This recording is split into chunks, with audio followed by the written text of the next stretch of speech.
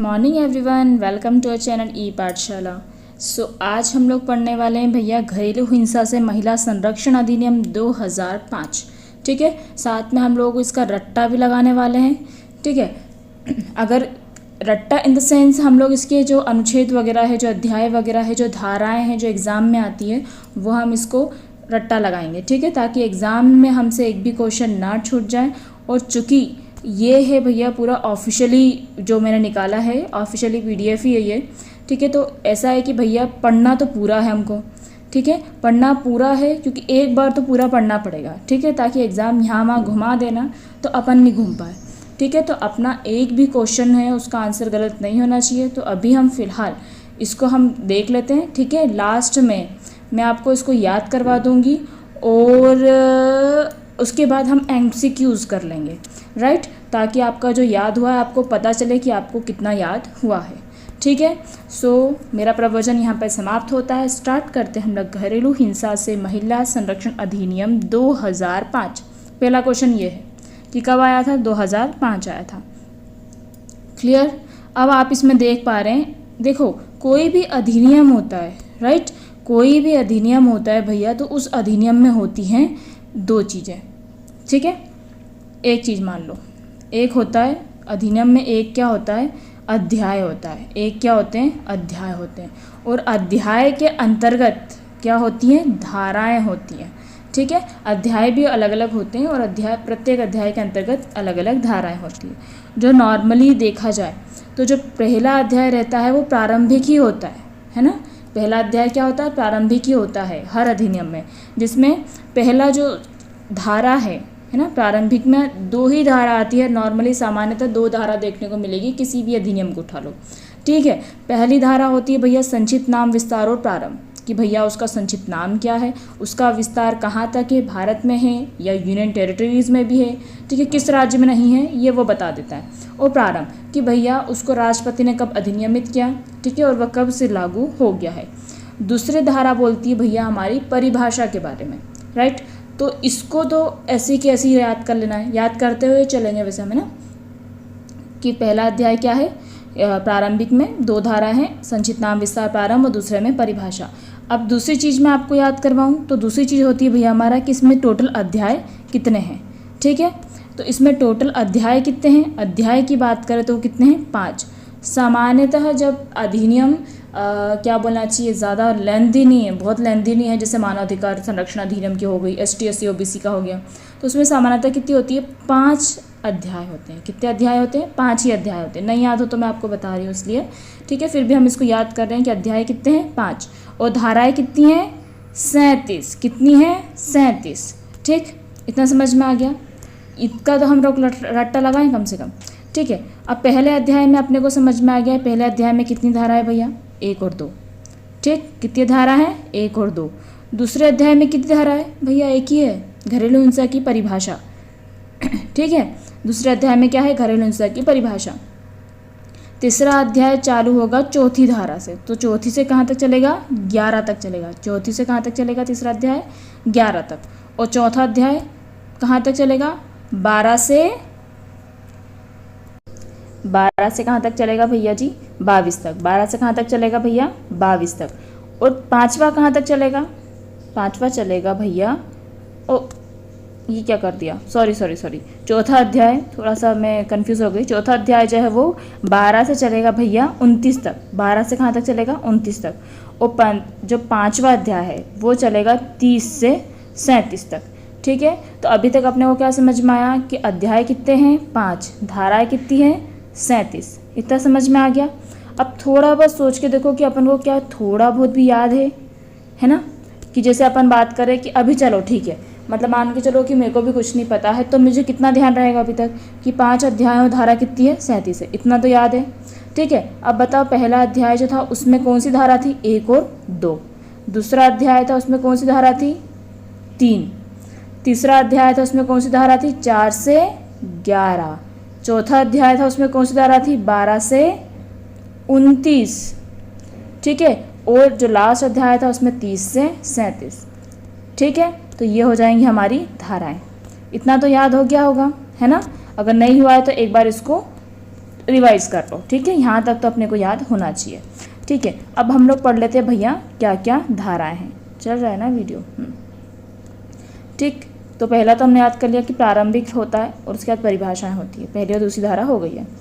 ये भैया धारा आ जाती हैं, इसलिए हमको याद करना होगा, ठीक है। आपसे पूछ लेगा कि घरेलू हिंसा की परिभाषा कायम है, तो आप तो दूसरा लगा दोगे ना भाई, क्योंकि आप क्या सोचोगे कि परिभाषा है तो दूसरे में थी, पर भैया कहाँ है परिभाषा? घरेलू हिंसा की परिभाषा कहाँ है? तीसरे में है ना। तो अपने को थोड़ा सा ये भी पता होना चाहिए। तो ये हो जाएगा संक्षिप्त नाम विस्तार प्रारंभ परिभाषा घरेलू हिंसा की परिभाषा, इतना हो गया। अब मैं एक और चीज़ आपको बताना चाहूँगी। क्या बताऊँगी भैया? कि अब हम पहले क्या करेंगे? पढ़ेंगे। क्या करेंगे? पहले हम पढ़ेंगे, ठीक है। क्योंकि जब तक हम पढ़ेंगे नहीं तब तक हमको उसका लॉजिक नहीं समझ पाएंगे ना, क्योंकि हमको कॉन्सेप्चुअली पढ़ना है। रट्टा ऐसा नहीं मारना है कि कोई कहीं से पूछ ले तो बने ही नहीं, ठीक है। रटना वैसा नहीं है, कॉन्सेप्चुअली रटना है ताकि हमको सब कुछ समझ में भी आते जाए। तो अब हम पहले अधिनियम को पढ़ लेते हैं, फिर लास्ट में मैं आपको और या फिर बीच बीच में मैं आपको बताती रहूँगी कि इसको याद कैसे करना है, ठीक। प्रत्येक अध्याय का नाम होता है। पहला अध्याय का नाम है प्रारंभिक, दूसरा अध्याय का नाम है घरेलू हिंसा, ठीक। तीसरे अध्याय का नाम है संरक्षण अधिकारियों, सेवाओं प्रदाताओं आदि की शक्तियां और कर्तव्य। तो 3 में क्या है? शक्तियां और कर्तव्य है। अब इसमें यही चीज़ आएंगी, है ना। अब सोच के देखो, तीसरे की धारा 4 से धारा 11 तक केवल शक्ति और कर्तव्य आने वाला है ना, है कि नहीं? आएगा कि नहीं, है ना। तो हमारा चौथी धारा क्या बोलती है? चौथी धारा बोलती है संरक्षण अधिकारी को जानकारी का दिया जाना और जानकारी देने वाले के दायित्व का अपवर्जन, ठीक है। 5वीं धारा बोलती है प से 5, प से पुलिस अधिकारियों, सेवा प्रदाताओं और मजिस्ट्रेट के कर्तव्य। कहानी बनाएंगे अपन बेटा यहाँ पे, है ना, ध्यान सुनना। 6 में है आश्रय 6, घर 6, ठीक है। तो 6 में आ जाएगा आश्रय गृहों के कर्तव्य। 7 में उसको चिकित्सा सुविधा देना। 8 में घुमा फिरा के संरक्षण अधिकारियों की नियुक्ति। घुमा फिरा के मेरा मतलब था ये 8, ठीक है। संरक्षण अधिकारियों की नियुक्ति 8 में है। 9 में संरक्षण अधिकारियों के कर्तव्य कृत्य। 10 में सेवा प्रदाता और 11 में सरकार के कर्तव्य। मतलब एक एक कर्तव्य किसका है? सरकार के कर्तव्य, ठीक है। तो ये उसका आ जाएगा अध्याय 3 में। अध्याय 4 में क्या है?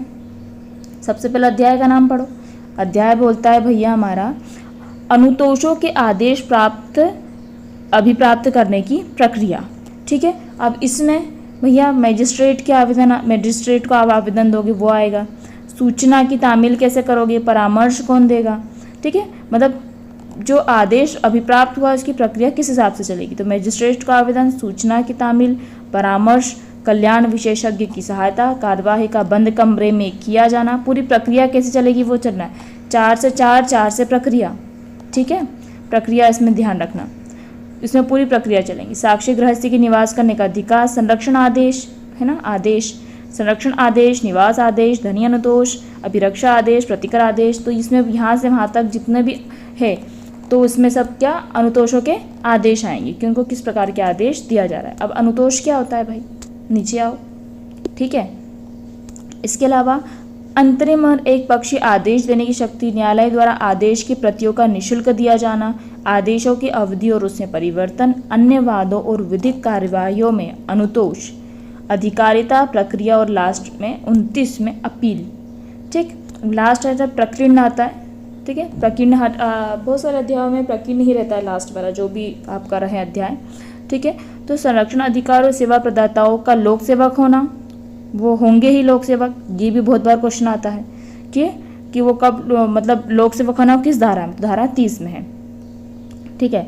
प्रत्याशी द्वारा संरक्षण आदेश के भंग के लिए शास्ति, अगर वो प्रत्याशी संरक्षण आदेश भंग करता है तो उसके लिए शास्ति, ठीक है। प्रत्यक्ष द्वारा संरक्षण आदेश के भंग के लिए शास्ति, ये क्या कर दिया भाई? 31 फीट से लिख दिया, कोई बात नहीं।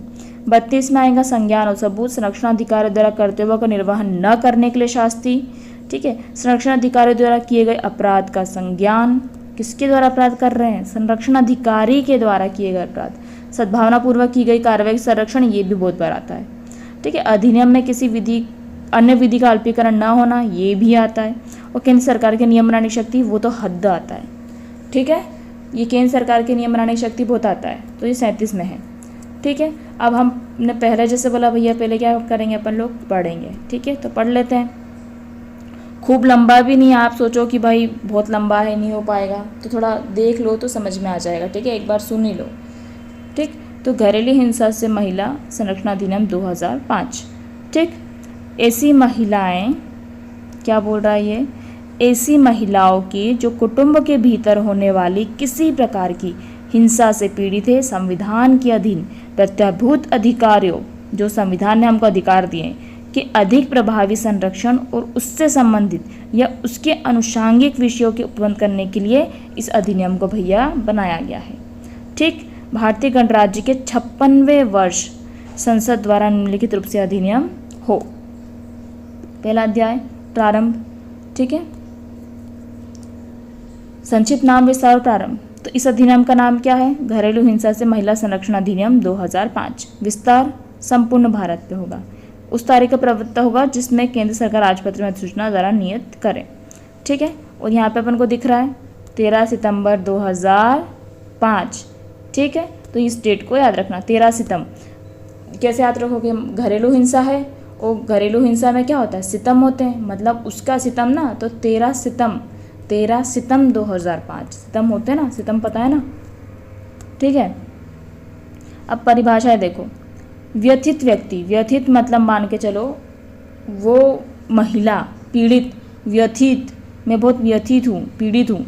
ठीक है, तो व्यथित व्यक्ति परिभाषा में क में जो व्यथित व्यक्ति की परिभाषा वो क्या है, ऐसी महिला से अभिप्रेत जो प्रत्यक्ष की घरेलू नातेदारी में है या रही है, जिसका अभिकथन है कि वह प्रत्यर्थी द्वारा किसी घरेलू हिंसा का शिकार रही है।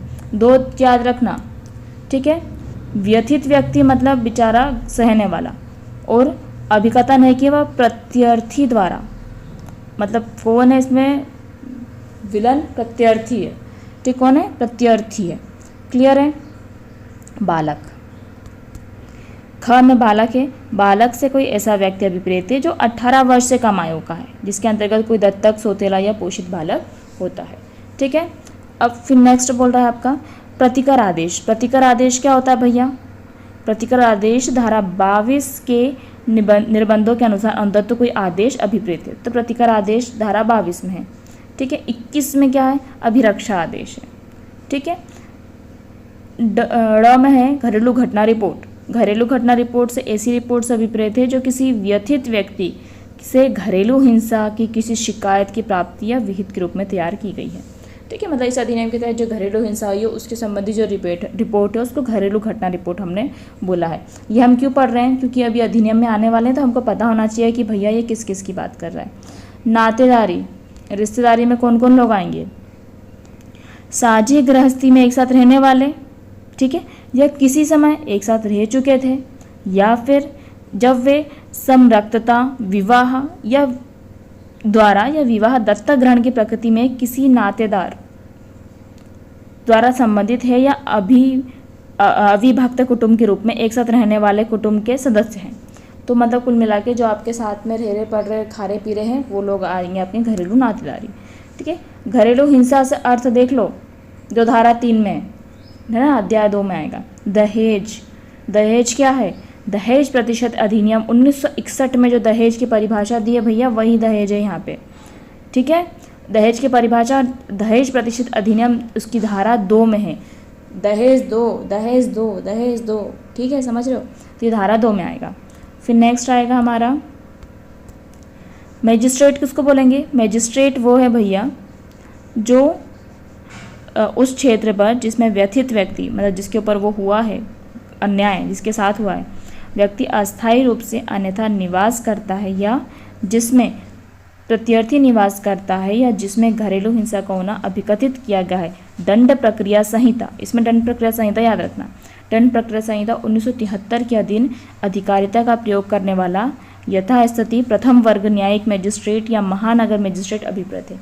अब इसमें यह क्वेश्चन आता ही है, कौन सा मजिस्ट्रेट होगा, प्रथम वर्ग का होगा, ये ध्यान रखना, या महानगर का मजिस्ट्रेट होगा, ये ध्यान रखना। ठीक है, ठीक है। उसके बाद नेक्स्ट आता है अपना चिकित्सीय सुविधा क्या होती है। तो चिकित्सीय सुविधा मतलब ऐसी सुविधा जो किसी प्रयोजनों के लिए राज्य सरकार द्वारा चिकित्सीय सुविधा से अभिप्रेत है। किसी सुविधा कौन देगी? राज्य सरकार। ठीक, फिर नेक्स्ट आता है धनीय अनुतोष से क्या तात्पर्य है? तो धनीय अनुतोष से ऐसा प्रतिकर अभिप्रेत है जिसके लिए कोई मजिस्ट्रेट घरेलू हिंसा के परिणाम स्वरूप व्यथित व्यक्ति द्वारा उपवय, अनुतोष मतलब आप उसको क्या बोल सकते हैं ना, आर्थिक रूप से जब उसको देते हो तो धनीय अनुतोष होता है कि उसको कोई हानियाँ हुई हैं तो उसको तुमको उसने जो सहन की है, ठीक है, उसको पूरा करने के अधीन है। तो किसी अनुतोष की इप्सा मतलब इच्छा करने वाले आवेदन की सुनवाई के दौरान किसी प्रक्रम पर अगर कोई आवेदन करता है कि मुझे ऐसा नुकसान हुआ है तो मुझे इसकी भरपाई दो, तो व्यथित व्यक्ति के समुदाय के लिए प्रत्यर्थी मतलब जिसने उसके ऊपर मतलब जो बेकार है, विलन है, तो विलन को अपन क्या करते हैं? आदेश देते हैं। क्लियर है? उसके बाद देखो 2019 के अधिनियम संख्या 34 की धारा 95 और 5वीं अनुसूची के द्वारा जम्मू कश्मीर राज्य के सिवाय शब्दों का लोप किया गया है। ये समझ में आया क्या है? क्योंकि ऊपर ना 3 स्टार लगे थे कि ये कहाँ पर लागू है, तो ये 3 स्टार दिख रहे हैं। ये 3 स्टार का मतलब होता है भैया कि अब ये संपूर्ण भारत पर लागू है। कब से? 2019 से, जब से जम्मू कश्मीर आ गया ना। पहले क्या लिखा था यहाँ पे कि संपूर्ण भारत पर लागू है जम्मू कश्मीर को छोड़कर, पर अब क्या लिख दिया है? संपूर्ण भारत पर लागू। ठीक है, फिर नेक्स्ट आता है अधिसूचना। तो अधिसूचना क्या है भैया? जो भी राजपत्र में प्रकाशित कोई अधिसूचना है ना, वो जिसको अधिसूचित किया गया है उससे तात्पर्य है। विहित विहित मतलब होता है भैया नियम, सीधी बात है। विहित मतलब क्या होता है? नियम। संरक्षण अधिकारी का होगा धारा 8 की उपधारा 1 के अधीन राज्य सरकार का कोई नियुक्त अधिकारी को होगा संरक्षण अधिकारी। संरक्षण आदेश क्या होगा? धारा 18 में जो आदेश है वो अभिप्रेत है। निवास आदेश क्या होगा? न से निवास, न से 19। ठीक है, संरक्षण मतलब घुमा फिरा के संरक्षण। ठीक है, 18। 19 में क्या आएगा? निवास, निवास 19। ठीक है, प्रत्यर्थी अभी बता दिया है ना। तो प्रत्यर्थी से कोई वयस्क पुरुष अभिप्रेत है जिसने व्यथित व्यक्ति की घरेलू नातेदारी में रहा हो या जिसने विरुद्ध व्यथित व्यक्ति ने इस अधिनियम के अधीन कोई अनुतोष चाहा है। ठीक है, कुल मिला के प्रत्यर्थी पहले ये बता चुकी हूँ, ये विलन है। ठीक है, परंतु यह व्यथित पत्नी या विवाह की प्रकृति कि किसी नातेदार में रहने वाली कोई महिला भी पति या पुरुष की भागीदारी किसी नातेदार के विरुद्ध शिकायत फाइल कर सकेगी। ठीक है, तो मतलब कोई भी व्यथित जो है उसके अलावा भी उसके कोई रिश्तेदार भी उसकी जो है शिकायत कर सकते हैं। ठीक है, सेवा प्रदाता क्या है? धारा 10 में जो भी है साक्षी गृहस्थी मतलब होता है जहाँ पे व्यथित व्यक्ति, जहाँ पे और भी लोग रहते हैं ना, जब उसके साथ वो हिंसा हुई था और भी लोग थे, तो वो होते हैं साक्षी गृहस्थी। ठीक है, या प्रत्यर्थी के साथ किसी प्रक्रम पे रहा हो जिसके अंतर्गत ऐसी गृहस्थी भी है चाहे उस व्यथित व्यक्ति और प्रत्यर्थी के संयुक्त स्वामित्व। ठीक है, जान लो इसमें किराएदारी वगैरह आसपास वाले सब कुछ आ जाएंगे जो साक्षी है। ठीक है, जो किसी से मतलब उससे संबंध रखते हो यहाँ से वहाँ तक, तो वो सब चीज़ें इसके अंतर्गत आएगी। आश्रय गृह क्या होता है? आश्रय गृह से ऐसा कोई आश्रय गृह अभिप्रेत है जिसको इस अधिनियम के प्रयोजन राज्य सरकार द्वारा आश्रय गृह मतलब कौन ने करा? राज्य सरकार ने। वह गृह जिसको आश्रय गृह मतलब जहाँ पे वो महिला रह सकती है वहाँ पे उसको रखा जाता है, उसको बोलते हैं आश्रय गृह। ठीक है, नेक्स्ट आ जाता है हमारा हिंसा, घरेलू हिंसा। ये कौन में? अध्याय 2 में दिया है, धारा 3 में घरेलू हिंसा क्या होगी भैया ये बताया है। ठीक है, तो घरेलू हिंसा की परिभाषा देखो कितनी परिभाषाएं हैं। ठीक है, तो ये आता है कि इसमें से घरेलू हिंसा में क्या शामिल है और क्या नहीं है। ठीक है, तो इस अधिनियम के प्रयोजन के लिए प्रत्यर्थी का कोई कार्य, लोक या किसी कार्य को करना आचरण घरेलू हिंसा गठित करेगा। ठीक है, मतलब कोई प्रत्यर्थी, कोई विलन अगर ऐसा कार्य करता है, ठीक है, या ऐसा आचरण करता है कुछ भी, तो वो सब घरेलू हिंसा के अंतर्गत आएगा। कौन कौन सा कार्य, कौन कौन सा क्या बोल रहा है ये देखो। व्यथित व्यक्ति के स्वास्थ्य, सुरक्षा, जीवन, अंग या चाहे उसकी मानसिक या शारीरिक भलाई की अपहानि करता है, उसे कोई क्षति पहुंचाता है, उसे संकटापन्न करता है या ऐसी करने की प्रकृति जिसके अंतर्गत शारीरिक दुरुपयोग हो गया, लैंगिक दुरुपयोग हो गया, मौखिक हो गया, भावनात्मक हो गया, आर्थिक दुरुपयोग कारित करता है या। ठीक, इसमें अपना क्या आ जाएगा? पूरा आ जाएंगे, मतलब शारीरिक, मानसिक, लैंगिक, भावात्मक, ये सब क में आएगा। ठीक है, दूसरे बार उसमें क्या बोल रहा है वो? संपत्ति की बात कर रहा है, कोई दहेज है, कोई संपत्ति है, मूल्यवान प्रतिभूति है, उसकी मांग करता है, ठीक है, उनको मांगने के लिए उसको प्रताड़ित करता है, उत्पीड़ित करता है, ठीक है, तो ये सब चीज़ें आएंगी सेकंड में, ठीक है। तो ये सेकंड वाला किस संबंधित है, नॉर्मली संपत्ति से, ठीक है। ग वाला क्या बोलता है कि ग खंड क और खंड ख में वर्णित किसी आचरण द्वारा व्यथित व्यक्ति या उससे संबंधित किसी व्यक्ति पर धमकी का प्रभाव रखता है, ठीक है। इसमें क्या आ जाएगा, मेनली अपनी धमकी आ जाएगी, वो भी कौन सी धमकी आएगी, जो आपने क और ख के दौरान दी होगी, तो वो धमकी ग में आ जाएगी, ठीक है। उसके बाद घ में है कि व्यथित व्यक्ति जो है को अन्यथा क्षति पहुंचाता है, उत्पीड़ित करता है, चाहे वह शारीरिक हो या मानसिक हो, मतलब उसके अलावा और भी कुछ अगर आता है शारीरिक मानसिक रूप से, तो वो सब चीज़ें इसके अंतर्गत आएगी, ठीक है। स्पष्टीकरण दे दिया है, स्पष्टीकरण जो ऊपर रहता है ना, उसका स्पष्टीकरण दिया जाता है हर उसमें, तो इसमें शारीरिक दुरुपयोग से अभिप्रेत किया है, ठीक है। शारीरिक दुरुपयोग से मतलब ये है उनका भैया कि कोई ऐसा आचरण जो व्यथित व्यक्ति को शारीरिक पीड़ा हो रही है, उसकी अपहानि हो रही है, उसके जीवन अंग या स्वास्थ्य को खतरा हो रहा है, ठीक है, आप कुछ ना कुछ उसके विकास का हास हो रहा है, ये सब चीज़ें क्या आएंगी, शारीरिक दुरुपयोग आएंगी। अब आप बात करें लैंगिक दुरुपयोग में, मतलब ऐसी कोई लैंगिक प्रकृति का आचरण जो महिला की गरिमा का दुरुपयोग करता है, उसका अपमान करता है, तिरस्कार करता है, तो ये लैंगिक दुरुपयोग आ जाएगा, ठीक है। मौखिक या भावनात्मक दुरुपयोग मतलब आप उसका अपमान कर रहे हो, उसके ऊपर हंस रहे हो, उसका तिरस्कार कर रहे हो, उसको गाली दे रहे हो, ठीक है। विशेष रूप से संतान या नर बालक के न होने के संबंध में उसका अपमान कर रहे हो कि मतलब तुम उस लायक ही नहीं हो, या तुम ऐसा हो या वैसा हो, उसका अपमान कर रहे हो संतान न होने के कारण, तो ये सब चीज़ें इसके अंतर्गत आती है, ठीक है।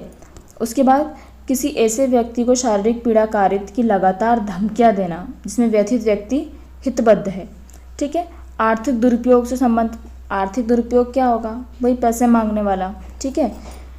तो ऐसे सभी किन्हीं आर्थिक या वित्तीय संसाधनों, ये तो समझ में आता है ना, फिर भी ठीक है, इसको देख लेते हैं, पढ़ लेते हैं एक बार, क्योंकि हमको छोड़ना नहीं है ना, ठीक है। चाहे वह किसी न्यायालय के किसी आदेश के अधीन अन्यथा संदेह हो जिसकी व्यथित व्यक्ति किसी आवश्यकता के लिए, जिसके अंतर्गत व्यथित व्यक्ति और उसके बालकों का यदि कोई हो के लिए घरेलू आवश्यकताएं भी अपेक्षा करता है, किंतु जो उन तक सीमित नहीं है, स्त्री धन व्यथित व्यक्ति के संयुक्त रूप में या पृथक स्वामित्व संपत्ति, साझी गृहस्थी और उसके रखरखाव संबंधी भाटक या संदाय से वंचित करना, कुल मिला के उसको उसके पास जितना है, उसके अधिकार में जितना आ रहा है उससे उसको वंचित करना, या फिर उससे अधिक की मांग करना, ठीक है, ये सब चीज़ें आर्थिक में आ जाएगी, पैसे की, ठीक है। गृहस्थी की चीजबंद का व्ययन, अस्थियों का चाहे जंगम हो, स्थावर हो, मूल्यवान वस्तु शेयर हो, प्रतिविधि गृहस्थी की चीज़ों को इन सब में करना, ये सब चीज़ें आ जाएंगी, ठीक है।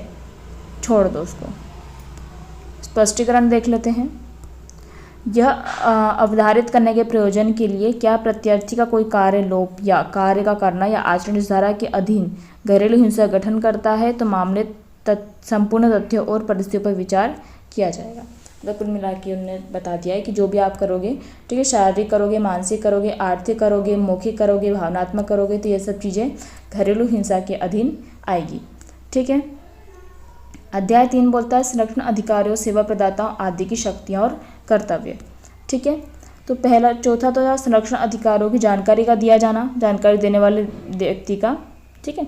तो कोई व्यक्ति जिसके पास ऐसा विश्वास करने का कि घरेलू हिंसा को कोई कार्य हो चुका है या हो रहा है या किए जाने की संभावना है, तो वो व्यक्ति उस अधिकारी को जानकारी देगा कि भैया मेरे कुछ हो रहा है, हो चुका है, हो रहा है या होने की संभावना है, ठीक है। तो किसी व्यक्ति द्वारा स्वाभाविक रूप से दी जाने वाली जानकारी के लिए सिविल या दांडिक कोई दायित्व उपगत नहीं होगा, ठीक है। उसको जानकारी देता है तो उसके लिए कोई ऐसा कुछ अलग से दायित्व नहीं होगा, ठीक है।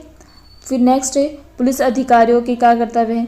पुलिस अधिकारी के कर्तव्य है कि जब कोई शिकायत प्राप्त हुई है घरेलू हिंसा की कोई घटना की, तो क्या है, तो किसी घटना की रिपोर्ट उसको दी जाती है, तो व्यथित व्यक्ति को उस अधिनियम के तहत किसी संरक्षण का, उसको कोई संरक्षण दे सकता है, उसको धनीय राहत दे सकता है, ठीक है। कौन, पुलिस अधिकारी के तहत कोई आदेश वगैरह दे सकता है, ठीक है। तो इसके अंतर्गत उसको अधिकार प्राप्त है, ठीक है। सेवा प्रदाताओं की सेवा उपलब्धता, संरक्षण अधिकारियों मतलब उसको वही कि वो सेवा प्रदाता है, कि उसको कुछ वही कोई प्रॉब्लम हुई है, कुछ उसके साथ ज़्यादा हिंसा हुई है, तो उसको सेवा प्रदाता संरक्षण अधिकारियों की सेवा में उसको रख सकता है। ठीक है, उसको निःशुल्क विधिक सेवा प्रदान की जा सकती है। ठीक है, वो जहाँ तक सुसंगत हो कोई परिवार में फाइल करके उसके अधिकार की जानकारी देगा। परंतु इस अधिनियम की किसी बात का, किसी रीति का यह अर्थ नहीं लगाया जाएगा कि वह किसी पुलिस अधिकारी को किसी संज्ञेय अपराध के लिए किए जाने के बारे में जानकारी प्राप्त होने पर विधि अनुसार कार्य करने के लिए अपने कर्तव्य से अवमुक्त करती है।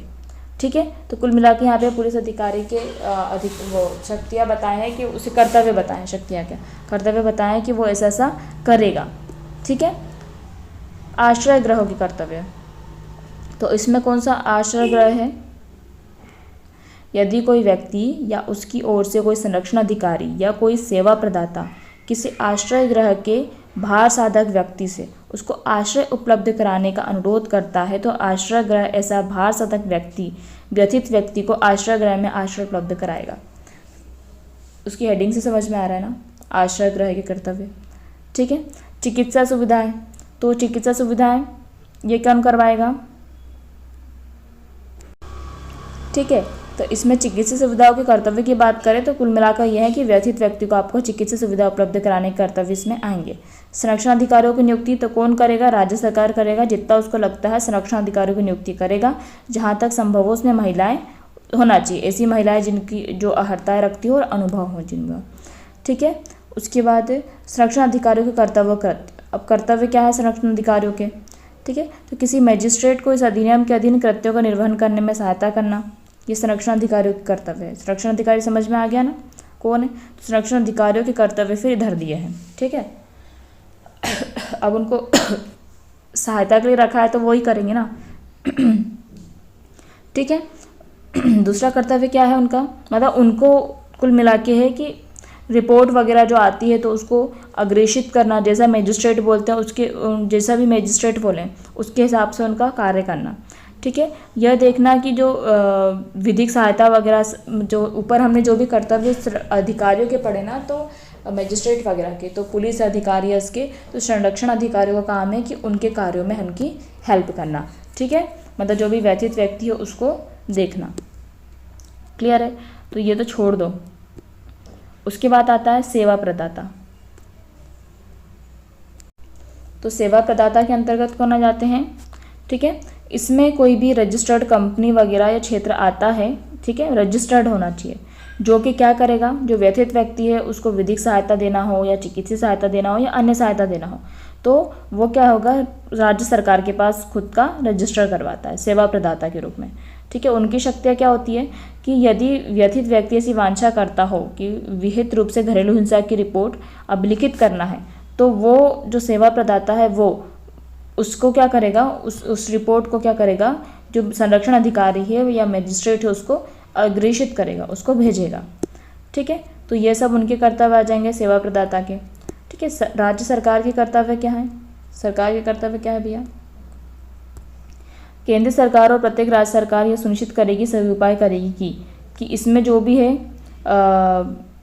इस अधिनियम का व्यापक प्रचार प्रसार किया जाए। यहाँ पे सुनो, अधिनियम का व्यापक प्रचार प्रसार करना है। ठीक है, लोगों का नहीं करना है। केंद्र सरकार राज्य सरकार के अधिकारियों, जिसके अंतर्गत पुलिस अधिकारी हो गए, न्यायिक सेवाओं के अधिकारी हो गए, सदस्य हो गए। ठीक है, इस अधिनियम में उठाए गए विवादकों पर समय समय पर सुग्राही जानकारी प्रशिक्षण दिया जाना, ये केंद्र सरकार का कर्तव्य है। ठीक है, उसके बाद इसमें और भी कर्तव्य है, मतलब इसमें जो स्वास्थ्य मानव संसाधन की कार्यवाही के लिए मंत्रालय विभागों को जो सेवाएं दी जा रही है उनका समन्वय वगैरह करना। ठीक है, प्रोटोकॉल वगैरह तैयार करना, किसी स्थान पर स्थापित करना, केंद्र वगैरह बनाना, ये सब इसके अंतर्गत आ जाएंगे। ठीक है, अध्याय 4 बोलता है अनुतोषों के आदेश अभिप्राप्त करने की प्रक्रिया। ठीक है, तो यहाँ पे भैया अनुतोषों से क्या आशा है? अनुतोष से ये बोलना है भैया कि उसको जो हानि हुई है, जैसे कोई भी व्यथित व्यक्ति है, व्यथित व्यक्ति जो होता है वो मजिस्ट्रेट के पास जाके बोल सकता है कि ये मेरे साथ ऐसा हुआ है या मेरी ये हानि हुई है, मेरे साथ जो भी हुआ है। ठीक है, ये आर्थिक हानि हुई है या फिर भावनात्मक हानि है, जो भी हुआ है, तो वो अनुतोष का आवेदन कर सकता है। किसको? मजिस्ट्रेट को। ठीक है, और फिर मजिस्ट्रेट क्या करता है? उस अनुतोष को प्राप्त करके फिर आगे का आदेश देता है। ठीक है, किसके लिए? प्रत्यर्थी व्यक्ति के लिए आदेश देता है, तो उनको उस हिसाब से फिर करना होता है। ठीक है। उसके बाद देखो इसमें ज़्यादा कुछ ऐसा पढ़ना जैसा नहीं है, ठीक है। हाँ, ये पढ़ने जैसा है कि मजिस्ट्रेट सुनवाई की पहली तारीख नियत करेगा जो न्यायालय द्वारा आवेदन की प्राप्ति की तारीख से सामान्यतः 3 दिन से अधिक नहीं होगी। उसने जब बोला है अनुदेश का तो वो 3 दिन के बाद उसको करना होगा, ठीक है। इस अधिनियम में प्रत्येक आवेदन का प्रथम सुनवाई की तारीख से 60 दिन की अवधि के भीतर निपटारा करने का प्रयास करेगा, ठीक है।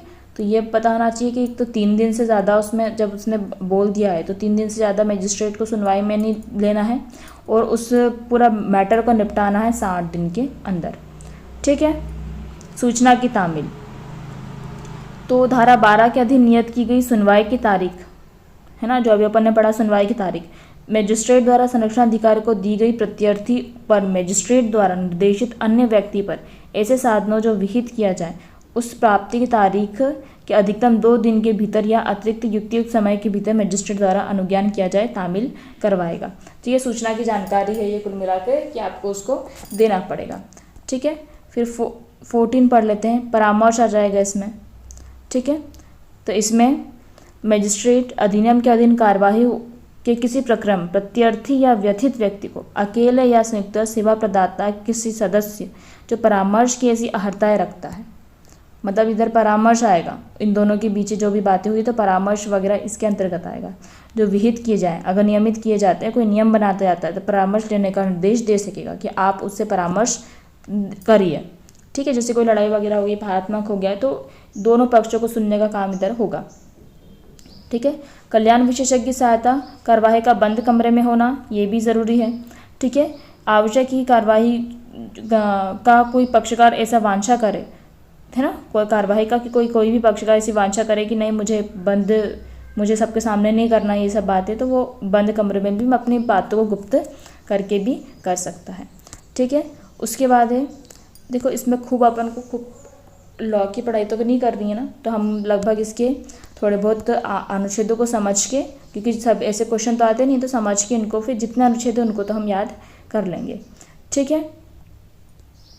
और इसका साथ ही मैं आपको PDF भी दे दूँगी, अगर आपको बहुत डीपली पढ़ना हो तो आप पढ़ सकते हैं, बट इतना एग्जाम में आएगा नहीं ना, इसलिए मैं आपको इतना नहीं बता रही हूँ, ठीक है। साक्षी गृहस्थी में निवास करने का अधिकार, ठीक है। तो तत्समय किसी प्रवृत्ति किसी अन्य विधि अंतर्विष्ट किसी बात के होते हुए भी घरेलू नातेदारी में प्रत्येक महिला को साक्षी गृहस्थी में निवास करने का अधिकार होगा, चाहे उसमें कोई अधिकार हक या ये क्या लिखा है फायदे प्रति हित रखती हो या नहीं, मतलब कुल मिला के महिला है उसको वहाँ पे रहने का अधिकार। संरक्षण आदेश, तो वही जिसके साथ हिंसा हुई है उसको संरक्षण देने के लिए मजिस्ट्रेट जो है वो आदेश दे सकता है, ठीक है। निवास आदेश, मतलब जिसके साथ बुरा हुआ है उसको कहीं पे और रहने के लिए वो मजिस्ट्रेट क्या कर सकता है, आदेश दे सकता है, ठीक है। उसके बाद है धनीय अनुतोष। अनुतोष मतलब वही कि अगर आपके साथ कुछ ऐसा हुआ है, आप बोल सकते हैं मतलब आपके साथ कुछ क्या बोल शारीरिक हुआ है, तो मतलब आपकी जो भी स्वास्थ्य की हानियाँ हुई हैं, ठीक है, जैसे हाथ पैर तोड़ दिए, तो वो धनीय अनुतोष वही देता है, सामने वाला ही देता है, ठीक है, जिसने आपके साथ ऐसा किया है, तो उसके अंतर्गत ही आ जाएगा। अभिरक्षा आदेश, तो इसमें तो यही है भैया कि वो उसके अभिरक्षा के आदेश दे सकता है, ठीक है। फिर प्रतिकार के आदेश दे सकते हैं। अंतरिम और एक पक्षीय आदेश के मतलब बिल्कुल एक तरफा आदेश दे सकता है कि भैया लड़की ने बोल दिया तो मतलब बोल दिया है, ठीक है। उसके बाद वो नहीं किसी की सुनता है, मतलब कुल मिला के प्रत्यर्थी के विरुद्ध एक पक्षीय आदेश दे सकता है कि तुम ऐसा तुमको करना पड़ेगा, बंद होना पड़ेगा या जो भी है, ठीक है। न्यायालय द्वारा आदेश की प्रतियों की निःशुल्क दिया जाना, तो समझ में आ रहा है। आदेशों की अवधि और उसमें परिवर्तन भी हो सकते हैं, ठीक है। अन्य वादों और विधिक कार्यों में अनुतोष अधिकारिता, देखो इसमें मेन चीज़ जब उनको पढ़ना है ना वो इसकी धारा और यही है बस, बाकी जैसा कुछ आएगा नहीं, ठीक है। संरक्षण अधिकारी और लोक सेवक होना, ठीक है।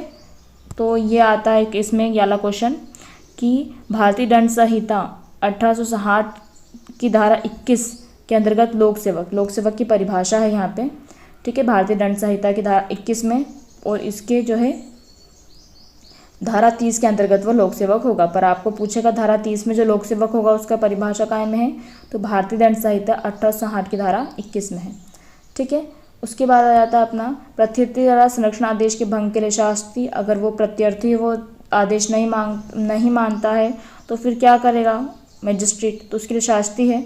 ठीक है, तो कितनी शास्ति हो सकेगी, तो जिसकी अवधि 1 वर्ष तक की हो सकेगी, या जुर्माने या 20,000 या दोनों, 1 वर्ष और 20,000 दोनों का है। ठीक है, ये हो जाएगा। उसके बाद संज्ञान सबूत आ जाएगा। ठीक है, जान दो इसको। संरक्षण अधिकारी द्वारा कर्तव्यों को न करने के शास्ति। अगर संरक्षण अधिकारी कर्तव्य नहीं करता है तो उसके लिए क्या होगा, उसके लिए 1 वर्ष का कारावास और 20,000 तक का जुर्माना। ठीक है, और यहाँ पे भी हमने प्रत्यर्थी के लिए बात कही थी, प्रत्यर्थी नहीं करता उसके लिए भी यही है, यहाँ पे भी वही है। सद्भावनापूर्वक की गई कार्रवाई के लिए संरक्षण है। ठीक है, इसका भी आता है। अधिनियम में किसी अन्य विधि का कोई अन्य विधि अल्पीकृत नहीं होती हो, केंद्र सरकार का नियम बना नहीं सकती, तो इसमें केंद्र सरकार नियम बनाएगी। ठीक है, हो गया। वह प्रारूप जिसमें रीति धारा 9। ठीक है, ट्रेन दो इसको तो। ठीक है, इस अधिनियम के अधीन केंद्रीय सरकार द्वारा बनाया गया प्रत्येक नियम बनाए जाने के पश्चात यथाशीघ्र संसद के प्रत्येक सदन के समक्ष, जब वह ऐसी कुल 30 दिन की अवधि के लिए सत्र में हो, जो सत्र में अथवा 2 अधिक अनुक्रमिक सत्रों में पूरी हो सकती है, रखा जाएगा।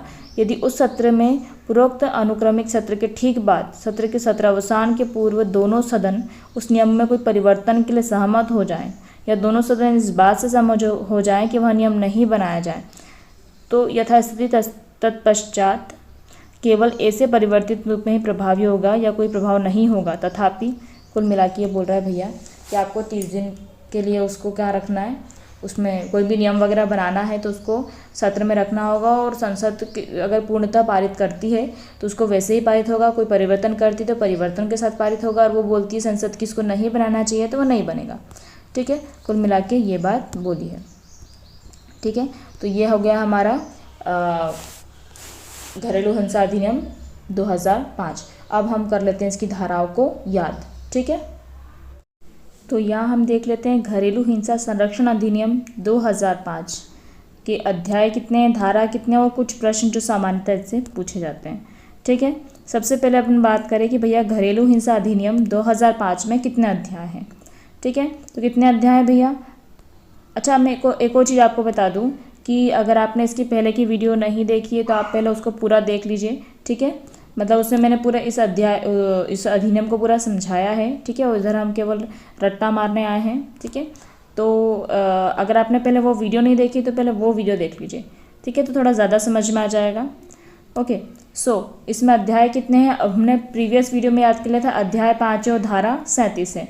ठीक है, और उसकी पहली वीडियो में ही हमने याद किया था कि भैया अध्याय 1 में कितने हैं, 2 धारा हैं, 1 और 2।